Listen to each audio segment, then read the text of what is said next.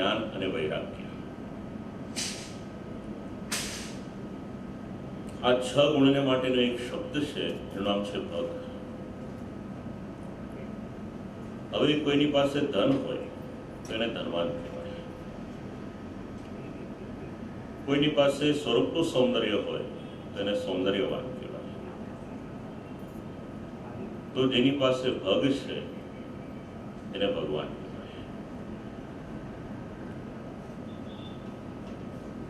આપણી પાસે આ ઐશ્વર્ય, વીર્ય, યશસ્વી, જ્ઞાન ને વૈરાગ્ય ખરું, પણ એક લિમિટ આવી જાય.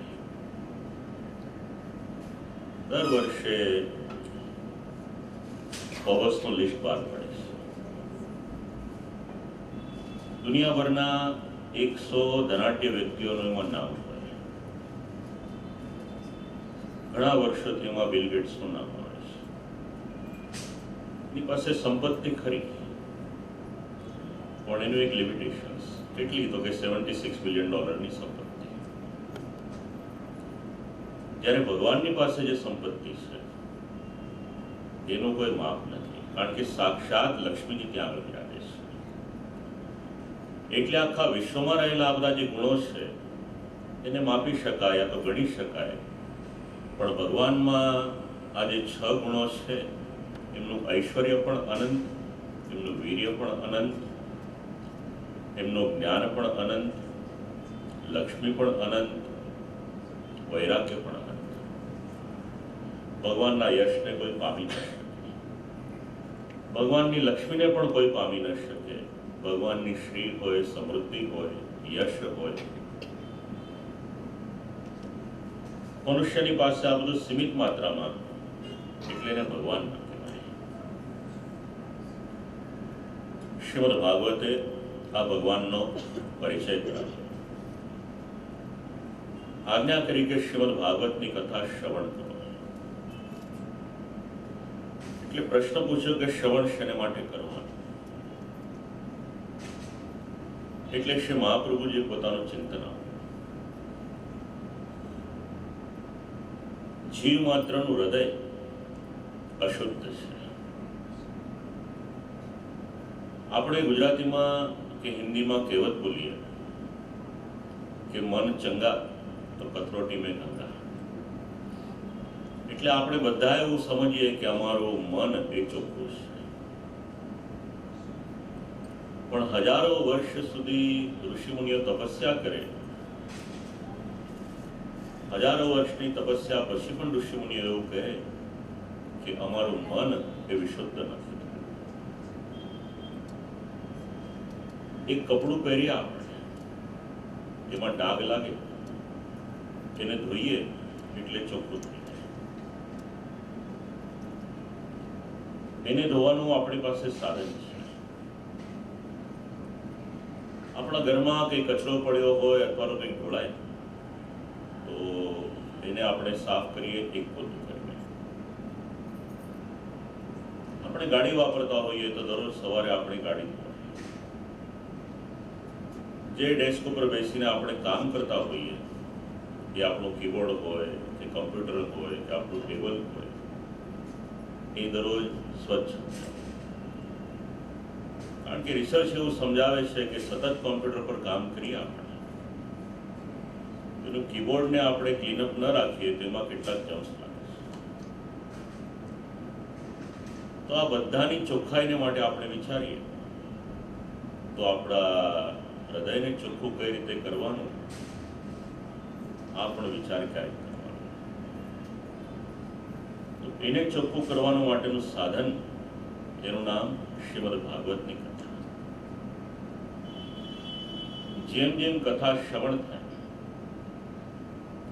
એમ શ્રી ઠાકોરજીના ચરિત્ર આપણા હૃદયમાં વિરાજમાન થાય. આપણા શરીરમાં ભગવાનના પ્રવેશવાના 3 માર્ગ છે. એક, આપણે જ્યારે સેવા કરીએ અને શ્રી ઠાકોરજીના દર્શન કરીએ ત્યારે આપણા નેત્ર દ્વારા શ્રી ઠાકોરજી આપણા હૃદયની અંદર પ્રવેશ પામે. બીજો માર્ગ, ઠાકોરજીની લીલાનું શ્રવણ કરીએ એટલે આપણા કર્ણ દ્વારા આપણા હૃદયમાં શ્રી ઠાકોરજીના ચરિત્ર એ વિરાજમાન થાય. અને ત્રીજો માર્ગ આપણું મુખ. જ્યારે ભગવાનનું નામ લઈએ ત્યારે એ વાણી દ્વારા શ્રી ઠાકોરજી આપણા હૃદયમાં પ્રવેશ. જીવનમાં 3 વસ્તુ તેમાં પ્યોરિટી. માણસના કાન એ શુદ્ધ. કોઈની પણ વાતમાં આવી જઈએ તો ચાલે છે. કાનની શુદ્ધ. બીજું આપણી આંખ. દુનિયામાં ક્યાંય પણ જોઈએ, ગમે તે જોઈએ, પણ આપણી આંખમાં ક્યારે પણ વિકાર ના આવી. અને ત્રીજું આપણું મુખ. ક્યારે પણ અપશબ્દ કે કોઈને પણ કોઈ પણ પ્રકારનો દુઃખ થાય એવા શબ્દ આપણા મુખેથી બહાર ના આવવા જોઈએ. કારણ આ 3 શ્રી ઠાકોરજીના આપણા હૃદયમાં પ્રવેશવાના માર્ગ છે. હવે જેવા ભગવાન આપણા હૃદયમાં પ્રવેશ કરે, ભગવાનની કથા પ્રવેશ કરે, ચરિત્ર સાંભળતા સાંભળતા આપણું હૃદય એ વિશુદ્ધ બને. જેવી રીતે અહીંયા એક આસન પાથરી આપણે, એ આસન ઉપર કંઈ પણ પડ્યું હોય તો આપણે એને હાથ ફેરવીને સાફ કરી દઈએ. એમ આપણા હૃદયને આપણે વિશુદ્ધ કરવાને માટે ભગવાનની આ કથા એને શ્રવણ કરવાની છે. ભગવાનના 24 અવતાર,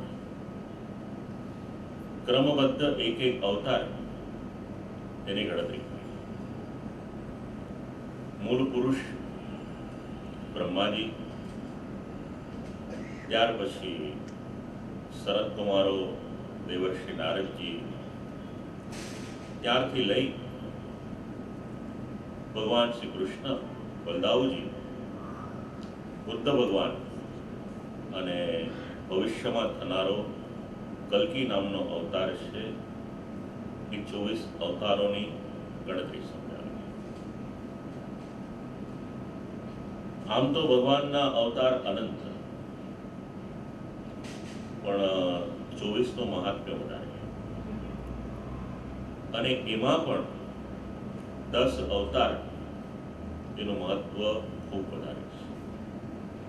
અને એ જ 10 અવતાર જે છે એ અહીંયા ભાગવતજીના સ્વરૂપમાં આપણે જે ઉપર પધરાવ્યું છે એમાં વિરાજમાન છે.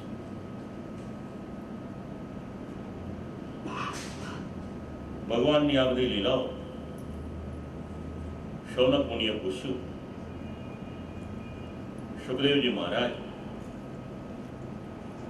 દ્રષ્ટિ વિશુદ્ધ હતા. એમને એટલો બધો સમય ક્યારે મળ્યો કે 7 દિવસ માટે ભાગવતજીની કથા શ્રવણ કરવાને માટે વિરાજ્યા? એટલે એક પ્રસંગ કર્યો. જીવનમાં ઉપયોગી આ પ્રસંગ છે.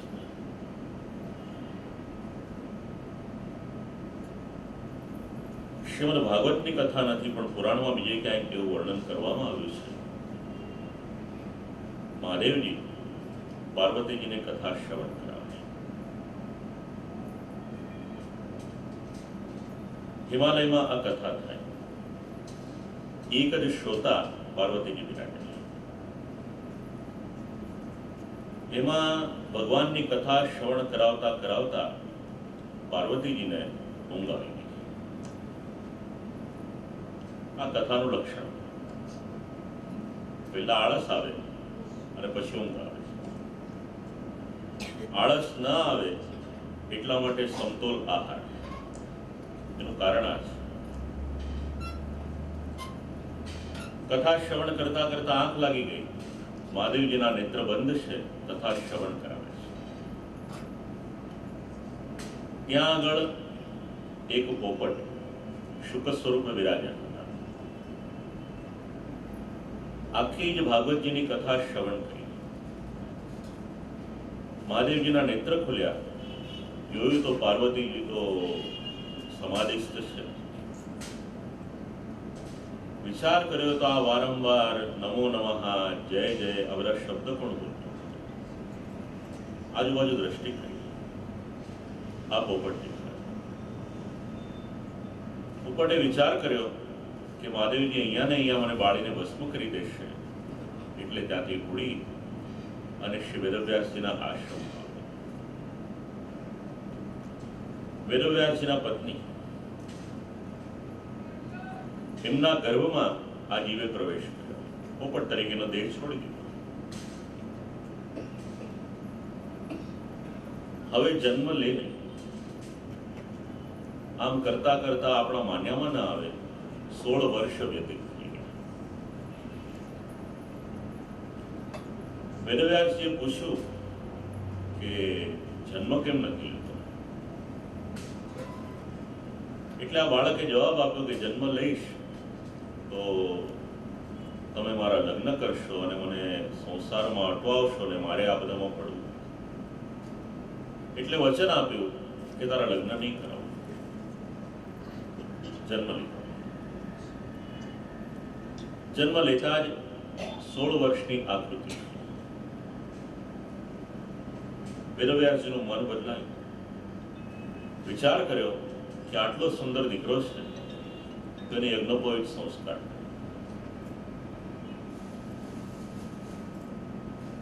અલગ અલગ અનેક પ્રકારની સિદ્ધિઓ હોય, એમાંની એક સિદ્ધિ એવી છે કે સામેવાળાના મનમાં શું ચાલી રહ્યું છે એ આપણને ખ્યાલ આવી જાય. સુખદેવજીએ વિચારી લીધું કે પિતાજીના મનમાં વિચાર આવ્યો છે, એટલે તરત જ પિતાજીનો આશ્રમ છોડી અને ત્યાંથી દોડવા લાગ્યા. આગળ આગળ સુખદેવજી મહારાજ પધારે, પાછળ પાછળ શ્રી વેદવ્યાસજી. આ બંને કોઈ સામાન્ય પુરુષો નથી. મહાપ્રભુજીએ પરિચય આપ્યો છે. સુખદેવજી સાક્ષાત મહાદેવજીનો અવતાર અને શ્રી વેદવ્યાસજી સાક્ષાત ભગવાન વિષ્ણુનો અવતાર.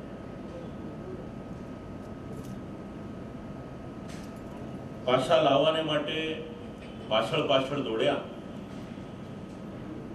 ઓ શોક એવી રીતે અવાજ કરતા હતા. શ્રી સુખદેવજી મહારાજે ત્યાં આગળ જેટલા જેટલા વૃક્ષ હતા એ વૃક્ષની અંદર પ્રવેશ કરી અને જવાબ આપ્યો, ઓ પિતાજી, ઓ પિતાજી, ઓ પિતાજી. ખ્યાલ આવ્યો કે આ કોઈ સામાન્ય બાળક નથી, ઉચ્ચ કક્ષાએ પહોંચેલો આ જીવ છે. વેદવ્યાસજી પાછા પડ્યા. વિચાર કર્યો કે આ બાળકને બોલાવવું કઈ રીતે, એટલે પોતાના શિષ્યોને શ્રીમદ ભાગવતજીના 2 શ્લોક ભણાવ્યા. કહ્યું કે જ્યાં મારો દીકરો દેખાય એને આ શ્લોકો સંભળાવો. જે લોકો નિત્ય પાઠ કરતા હશે એમને ખ્યાલ હશે. મંગલાચરણનો આ એક શ્લોક, બરહા પીડમ નટવર વપુ કર્ણય કર્ણિકારમ વિપ્રદવાસ કનક કપિશમ વૈજયંતિમ ચ માલામ. આ શ્રવણ કર્યું. સુખદેવજી મહારાજ પાછા પધાર્યા અને ભાગવત ભણ્યા. પૂછ્યું કે આવા શ્રી સુખદેવજી મહારાજ, એમને 7 દિવસનો સમય ક્યાંથી મળ્યો? પરિચય આપ્યો. સુખદેવજી કેવા મહાયોગી, સમાધિસ્થ, સમદ્રુપ છે, બ્રહ્મ વિદ્યાના જાણકાર છે. જેમણે વ્યાસાસન પર બેસવું હોય, સુખદેવજીના બધા ગુણો અપનાવવા. એકાદ શબ્દ પણ જીવનમાં ઉતરી જાય તો કલ્યાણ થઈ જાય. વ્યાસાસન પર બેસે એટલે એવું ન વિચારાય કે બેસનાર મોટા અને નીચે બેસે તે નાના, એવું નથી. સમાનત્વ એ જરૂરી છે. કોઈ પણ માણસને આપણાથી હલકા કે નીચા સમજાય, અને એવું ન હોત સર્વોત્તમ સ્તોત્રમાં સ્ત્રી શુદ્રાકૃતિ ક્ષમાહ આ શ્રી મહાપ્રભુજીનું નામ આપ્યું.